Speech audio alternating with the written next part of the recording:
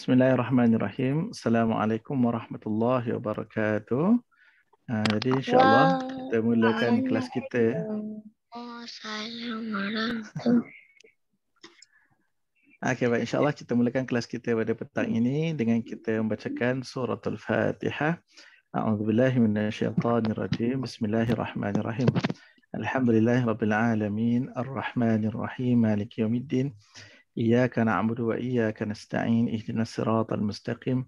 Siratal ladzina an'amta 'alaihim ghairil maghdubi 'alaihim waladdallin. Amin. Okey, baik, kita baca doa. Okey, mukmin duduk elok-elok, kita baca doa. Duduk betul-betul. Baik, bismillahirrahmanirrahim. Alhamdulillahirabbil alamin, wassalatu wassalamu ala asyrafil anbiya'i wal mursalin wa ala alihi washabbihi ajmain.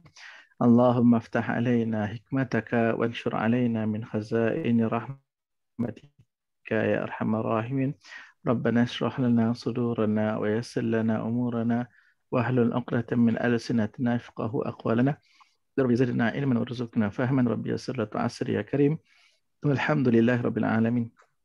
Alhamdulillah. Baik, apa khabar semua? Sehat ya? Sehat, alhamdulillah. Okey, baik. Jadi insya-Allah pada petang ini kita akan teruskan kelas sirah bagi tahun 2. Baik, dalam kelas yang lepas kita dah belajar berkenaan dengan tajuk ataupun pelajaran yang kedua berkenaan dengan peristiwa kelahiran Nabi Muhammad sallallahu alaihi wasallam. Okey, baik. Dan dalam tajuk tu yang lepas kita belajar berkenaan dengan beberapa perkara atau beberapa fakta yang kita perlu tahu berkenaan kelahiran Nabi Muhammad, terutamanya tarikhnya bila, harinya bila. Kita ulang kaji sikit. Okay, baik, boleh buka mikrofon semua masing-masing. Kita jawab sama-sama, ramai-ramai lah. Lepas ni Ustaz akan panggil seorang-seorang untuk macam biasa, macam kelas yang lepas, untuk bacakan nota yang Ustaz akan tunjuk kejap lagi. Okey, baik. Okey, jadi baik, semua boleh sama-sama jawab. Okey, bilakah Nabi Muhammad dilahirkan? Tarikhnya bila? Dalam tarikh hijrah berapa hari bulan? 12 awal. Ya, betul, 12 Rabiul Awal. Tahun berapa? Ataupun tahun bila? Tahun gajah. Tahun gajah. Kenapa dinamakan tahun gajah? Sebab dia berperang. Sebab ada peristiwa perang atau peristiwa tentera bergajah. Tentera bergajah siapa tu? Siapa nama raja tu? Abraha. Betul. Raja Abraha daripada negara. Siapa ingat negara mana? Ya. Negara Yaman. Ingat lagi tak Yaman? Okey, negara Yaman. Okey, betul. Maka sebab peristiwa itulah tentera Abraha yang bergajah datang menyerang Makkah untuk meruntuhkan Kaabah. Maka pada tahun yang sama tu, bukan pada peristiwa perang tu tahu, tahun yang sama tu juga, maka lahirlah Nabi Muhammad. Okey, baik. Jadi betul 12 Rabiul Awal, tahun gajah. Bersamaan dengan berapa hari bulan Masihi? Dia ada tarikh Masihi juga. Ingat tak? 571 Masihi. Ya, betul Izzah. Tahunnya 570 Masihi. Baik. Dia punya tarikh dia, ingat tak? Berapa hari bulan berapa? 12 Rabiul Awal. 20 April. Ya, 12 Rabiul Awal tu akil, itu tarikh Hijri. Ini Masihi. Baik, betul. Izzah juga yang jawab tadi. 20 April. Dia dalam satu nasyid lama, zaman waktu Ustaz kecil lagi, Ustaz dah dengar dah lagu tu. Kalau nanti awak pun nanti mungkin boleh cuba cari lagu tu. Lagu tu lagu lama. Ustaz pun tak ingat nama kumpulan apa, tak nyanyi lagu tu. Okey, baik. Betul 12 Rabiul Awal bersama dengan 20 April. Maka Nabi SAW dilahirkan di mana? Di Makkah ke Madinah? Mekah. Ya, di kota Makkah. Baik, bagus. Baik, kemudian bila Nabi SAW dilahirkan di Makkah itu, maka antara orang yang terawal yang dapat tahu. Siapa yang dapat tahu? Mula-mula sekali, antara yang terawal dapat tahu Nabi lahir. Siapa dia? Datuknya.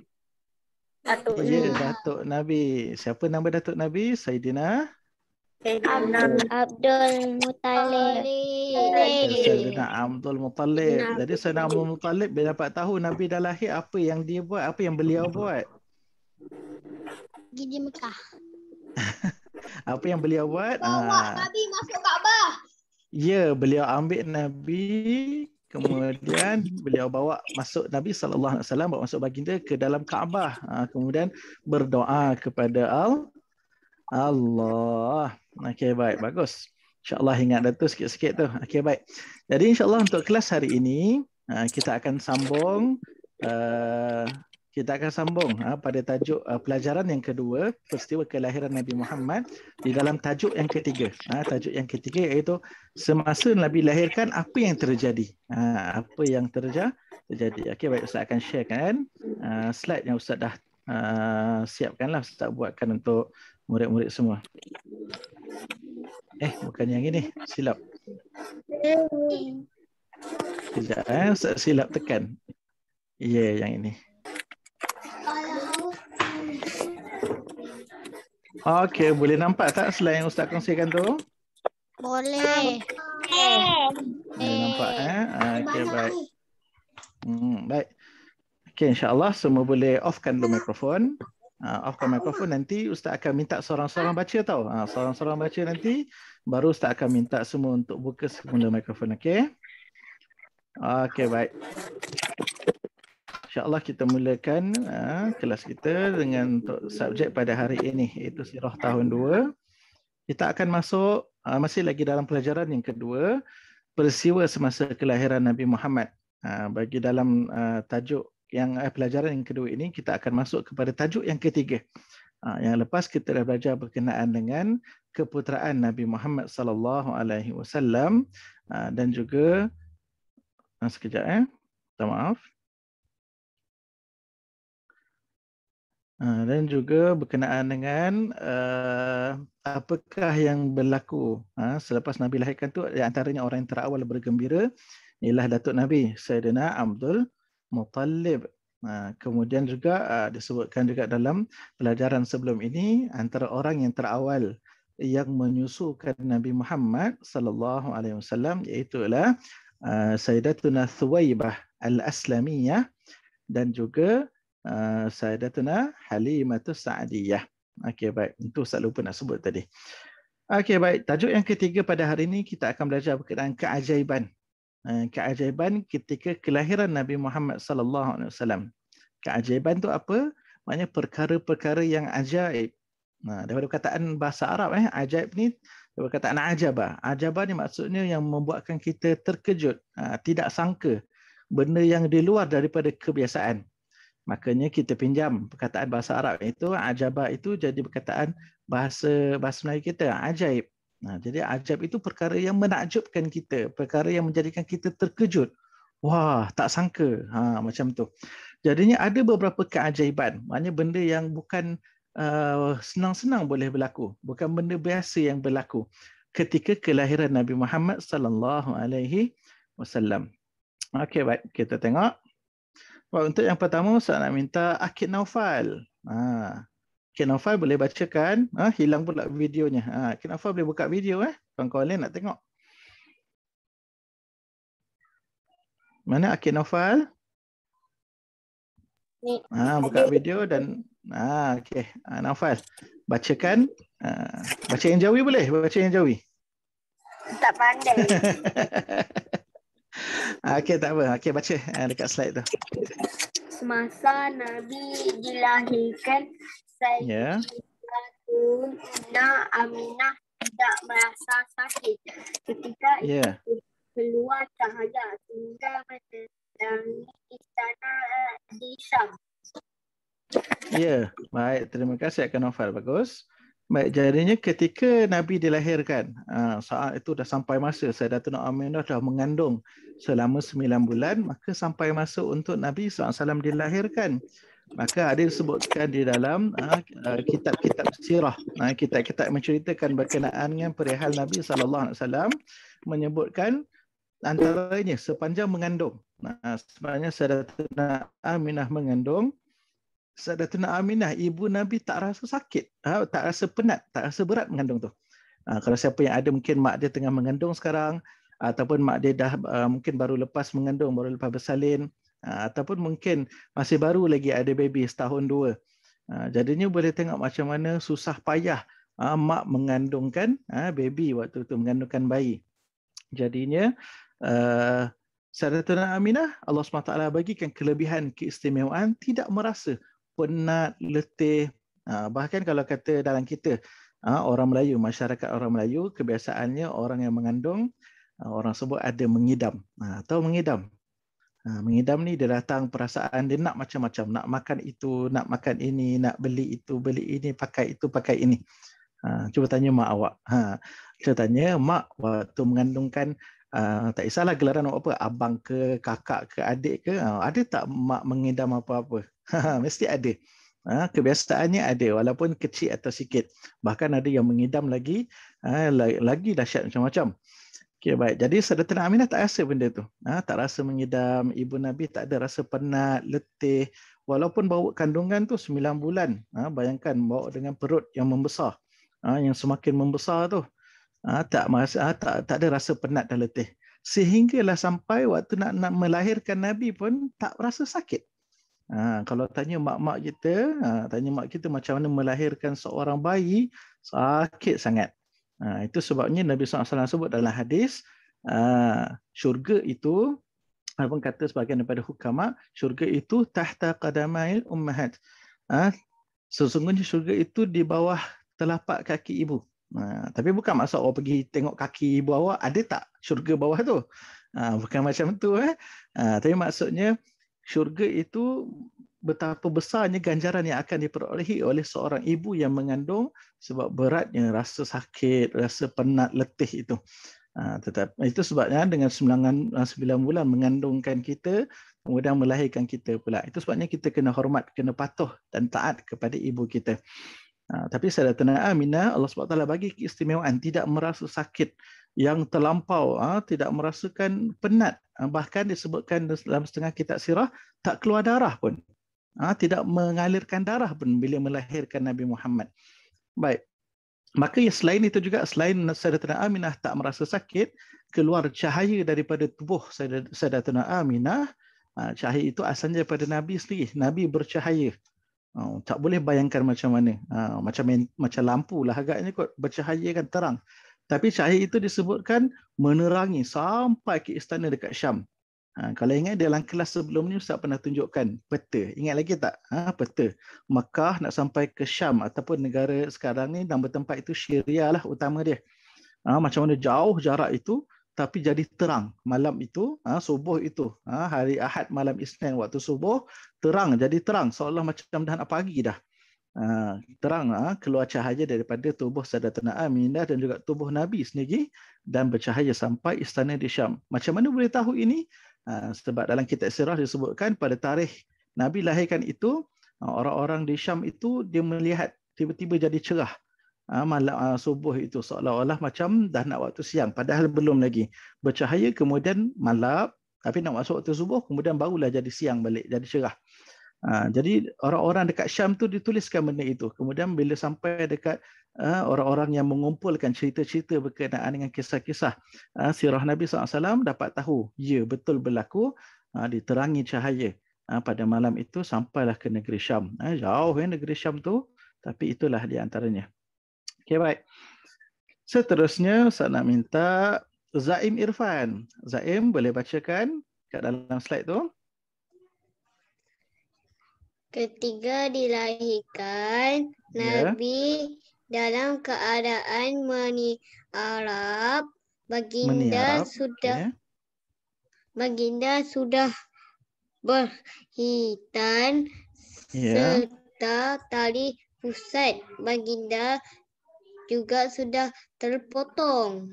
Ya, betul. Bagus Zaid Mirfan. Terima kasih. Okay, baik. Jadi cuba tengok. Ketika Nabi SAW dilahirkan, Nabi dalam keadaan meniarap. Nabi keluar daripada perut Sayyidatina Aminah, ibu Nabi dalam keadaan meniarap. Tahu meniarap kan? Semua tahu kan macam mana meniarap kan? Yang kalau macam ni terlentang. Meniarap ni maknanya dada dia di lantai. Jadi meniarap, kemudian dalam kitab sirah sebutkan bahkan tangan Nabi pegang tanah, menyokong tanah dan pandang ke atas. Meniarap tapi pandang ke atas. Macam baby yang dah umur 3 atau 4 atau 5 bulan, dah mula belajar meniarap, kemudian dah pandai tegakkan badan macam tu. Boleh bayangkan tak macam mana? Kalau awak meniarap, tahu kan baring meniarap kan? Dada awak dekat lantai, cuba awak angkat tangan macam awak nak buat push up, nak buat pumping. Tahu pumping? Senaman pumping tu. Awak tegakkan tangan tu. Tapi dalam keadaan baring meniarap. Ada yang sebutkan dalam kisah sampai macam tu. Sedangkan ini bayi yang baru lahir. Macam mana? Dah ada kekuatan macam tu. Bahkan kebiasaan Nabi bila keadaan bila bayi baru lahir ni tak ada kekuatan macam tu, ada tenaga macam tu. Waktu tu lemah lagi. Tulang pun masih lagi lembut. Berbeza dengan Nabi SAW. Ini dipanggilkan keistimewaan ataupun khususiat. Keistimewaan Nabi Muhammad sallallahu alaihi wasallam. Kemudian tengok lagi, baginda sudah berkhitan. Berkhitan ni apa? Kalau bahasa Melayu kita sudah bersunat. Sudah bersunat.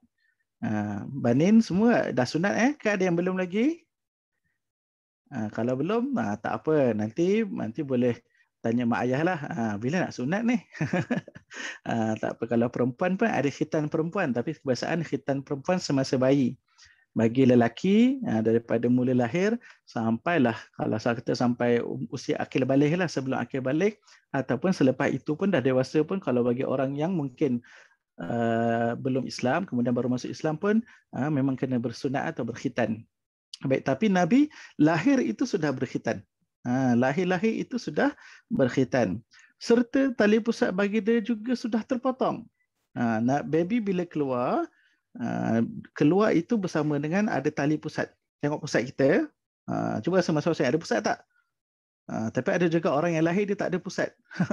Itu tak ada masalah, bukan benda yang pelik. Tak apalah, kebiasaan kita ada tali pusat. Ini pusat kita ini asalnya dia bersambung. Dia ada tali kemudian bersambung kepada satu kantung. Kantong itu yang membekalkan sumber untuk bayi dalam perut supaya dia boleh membesarlah. Kemudian tapi Nabi bila lahir, kebiasaan bayi yang lain bila lahir maka tali pusat tu masih bersambung. Tapi Nabi SAW istimewanya Nabi, tali pusat tu dah siap terpotong dah. Sudah siap terpotong. Okey, tengok slide yang seterusnya. Okay, Ustaz nak minta Suhada, boleh bacakan Suhada?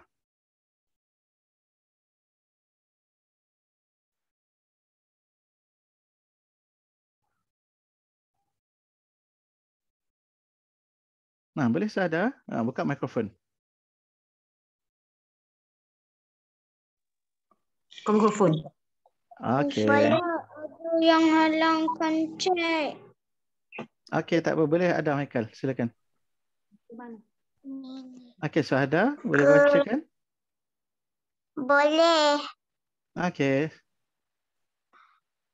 Kepala Nabi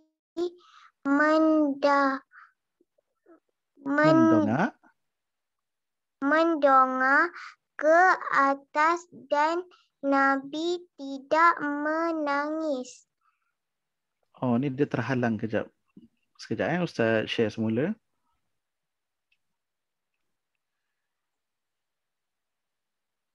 Okey.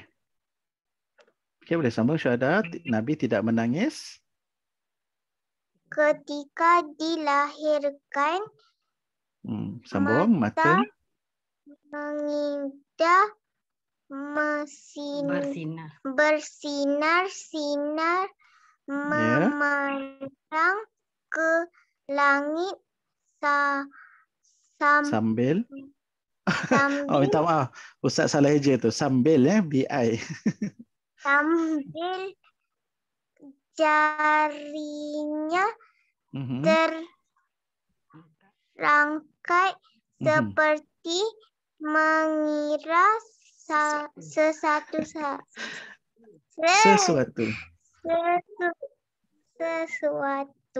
Ya, okey, baik. Minta maaf, Ustaz salah eja, sambil kemudian mengira. Laju sangat nak buat slide. Okey, baik. Terima kasih Saudara. Bagus bacaannya. Okey, baik. Kita tengok. Ini yang Ustaz sebutkan tadi. Kepala Nabi SAW mendongak ke atas. Dalam kedudukan menyarap tadi, tangan lurus Nabi dongak ke atas, memandang ke langit. Dan Nabi tak menangis ketika lahirkan.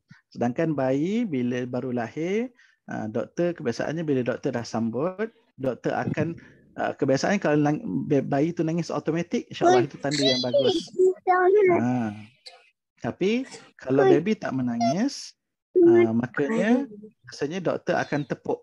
Doktor akan tepuk belakang baby itu supaya baby menangis.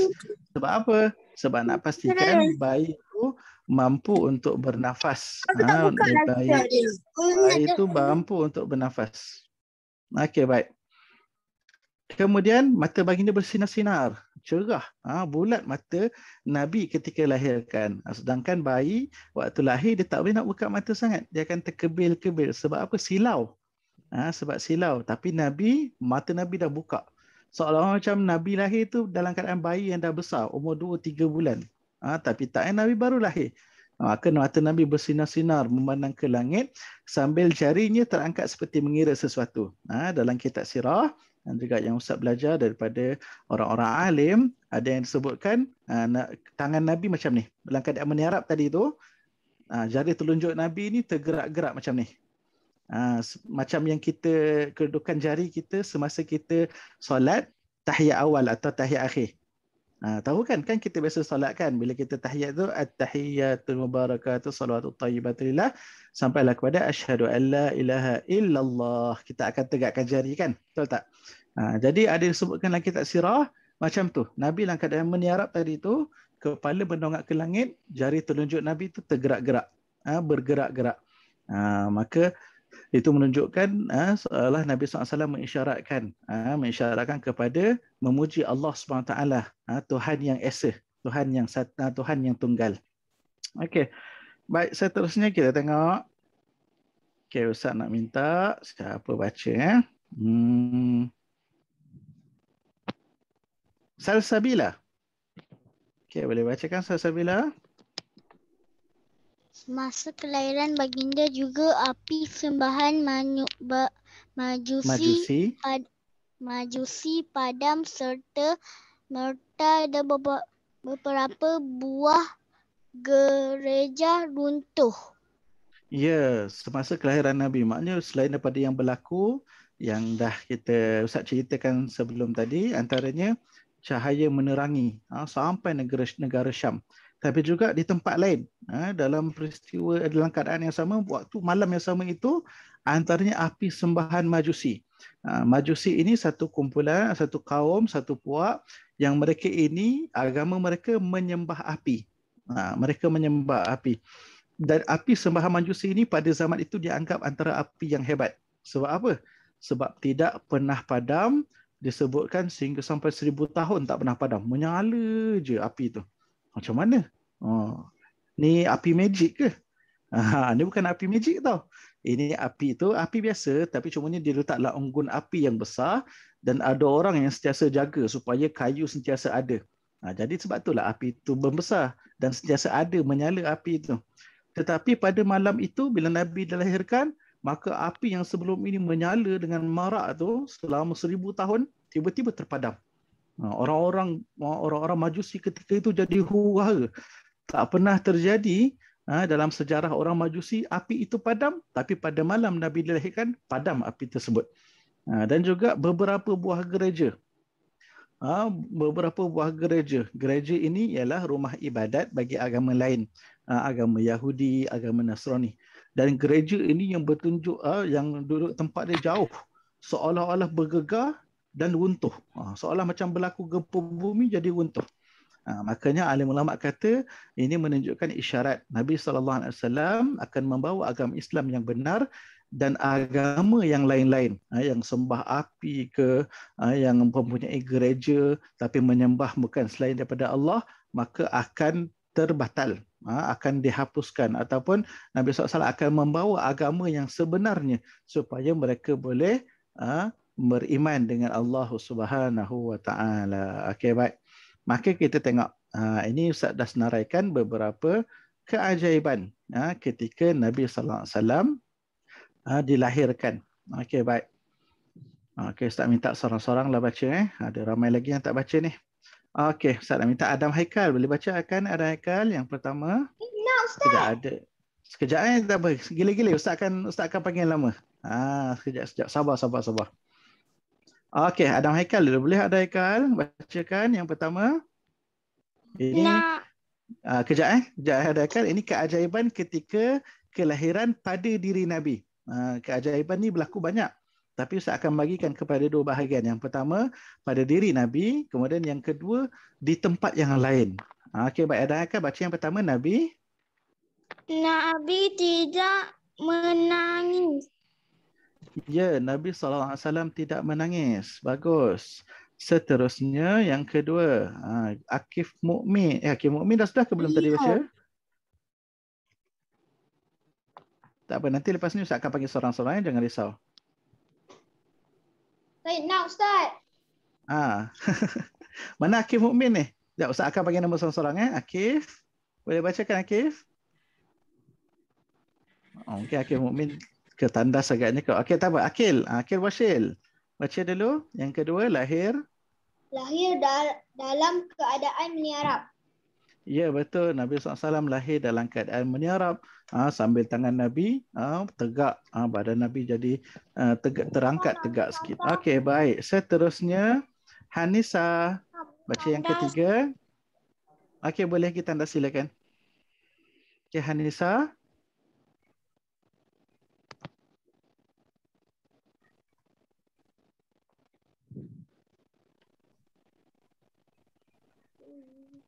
Boleh Hanisa, kepala baginda. Kepala baginda.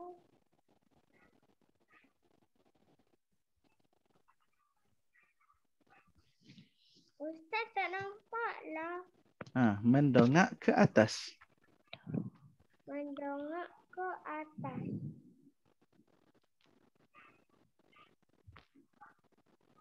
Tak nampak? Kawan-kawan yang lain boleh nampak tak? Boleh.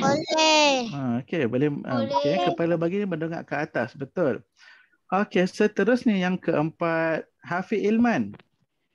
Hafiz Ilman, boleh bacakan Hafiz Ilman? Ya, Ustaz. Okey, Hafiz Ilman baca yang keempat, mata baginda.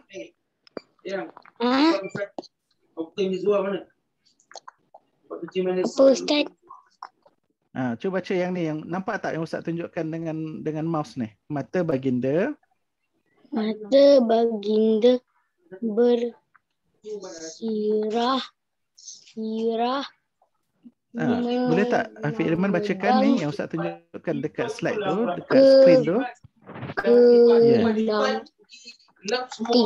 Mangkuk-mangkuk, ayun-ayun,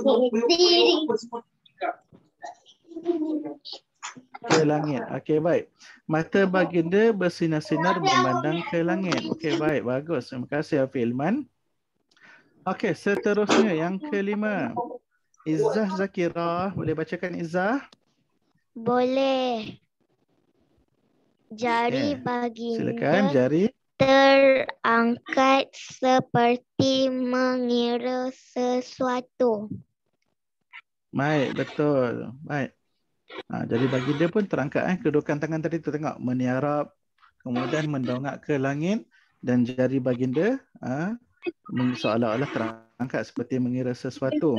Kemudian yang kelima, siapa nama Iman ya? Iman? Siapa nama akaun Iman ni, boleh bacakan? Imam Fatih lah. Iman Al-Fatih. Kenapa tak buka kamera Iman? Okay, Iman boleh bacakan Iman yang terakhir ni? Iman Al-Fatih.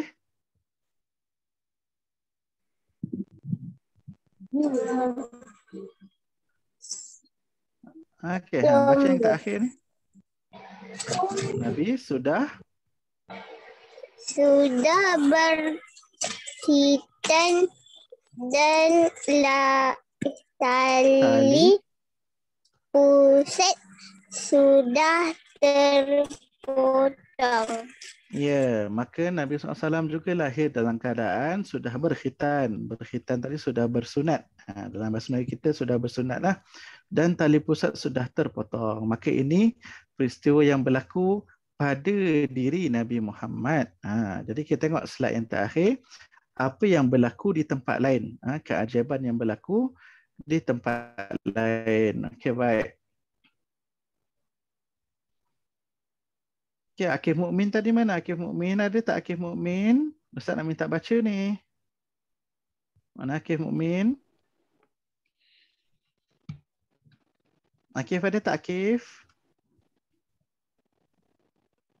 Tak ada ke?